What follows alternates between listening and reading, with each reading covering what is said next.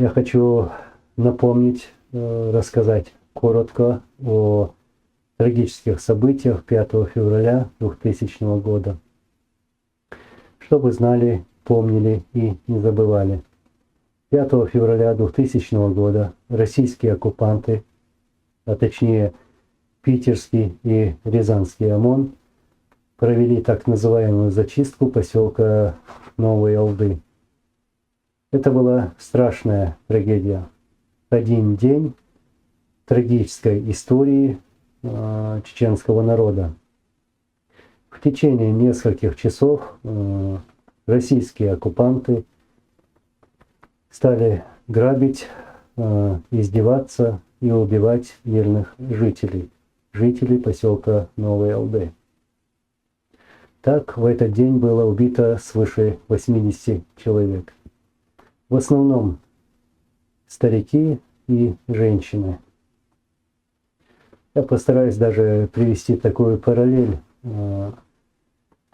Многие помнят советские фильмы, когда нам показывали, где немецкие захватчики, фашисты заходят в населенные пункты, выгоняют людей, поджигают их дома, потом расстреливают этих людей, мирных жителей.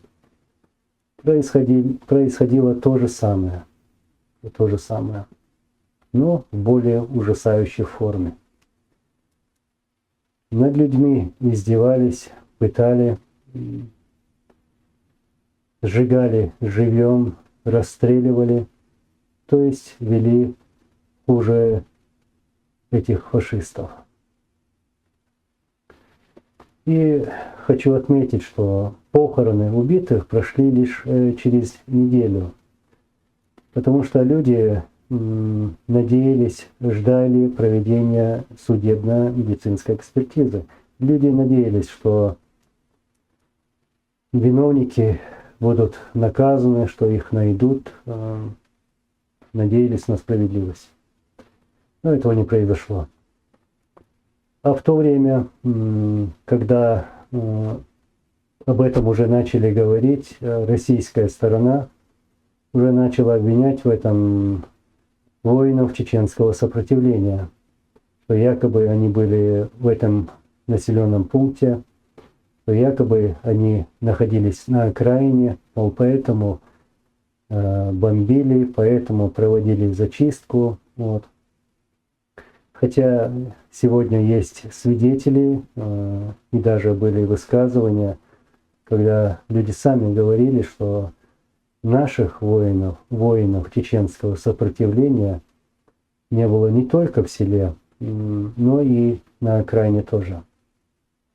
То есть таких как бы причин не было. Хотя я хочу подчеркнуть, что если бы даже они были на окраине где-либо, никто не имеет убивать мирных жителей. Никто.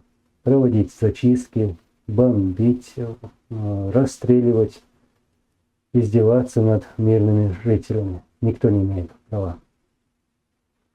И только спустя месяц, 5 марта 2000 года, российской прокуратурой было возбуждено уголовное дело по факту убийства мирных жителей. Как потом опять же оказалось, это была очередная попытка возложить всю вину на воинов чеченского сопротивления. Они стали прикрывать своих убийц.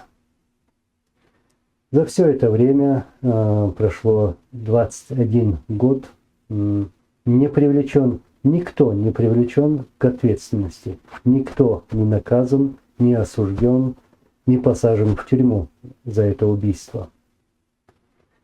Для справедливости нужно подчеркнуть, что вся вина за эти преступления лежит на руководстве России, потому что оно виновно в начале войны в 1999 году, а также виновно в таких событиях, массовых убийствах мирных жителей, бомбардировке населенных пунктов, когда гибло мирное население.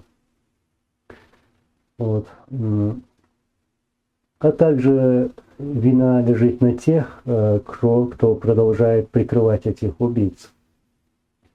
Приведу даже пример, вот слова Кадырова, когда-то сказанные, чтобы показать, как это делалось, где он сказал: ну и что убили 100 человек.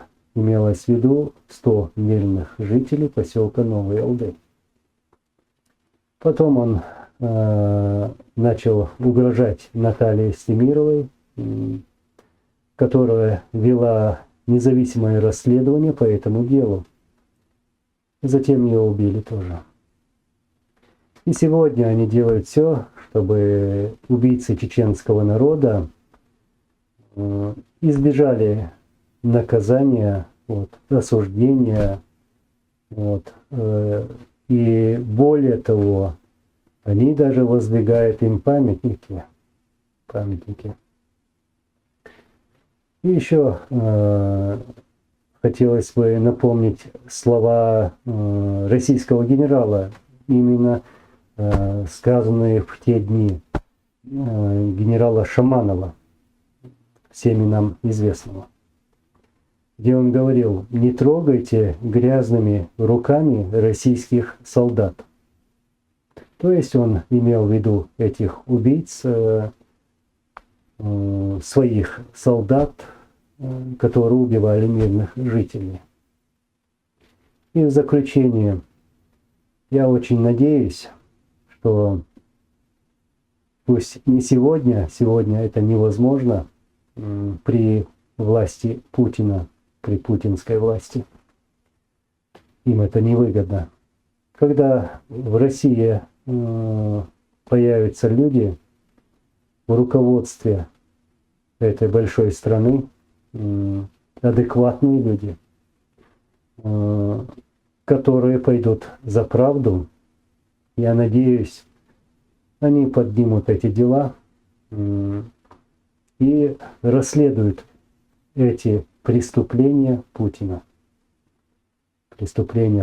И убийцы все же будут наказаны. Мы очень надеемся на это. И в заключение я хочу сказать, что мы не забыли, мы не забудем и не дадим никому забыть эти преступления. И своим братьям и сестрам хочу принести соболезнования. Пусть Аллах примет их шахаду. Поистине мы принадлежим Аллаху. Аллах разат кобал дольцер, Аллах дек Аллах болуш.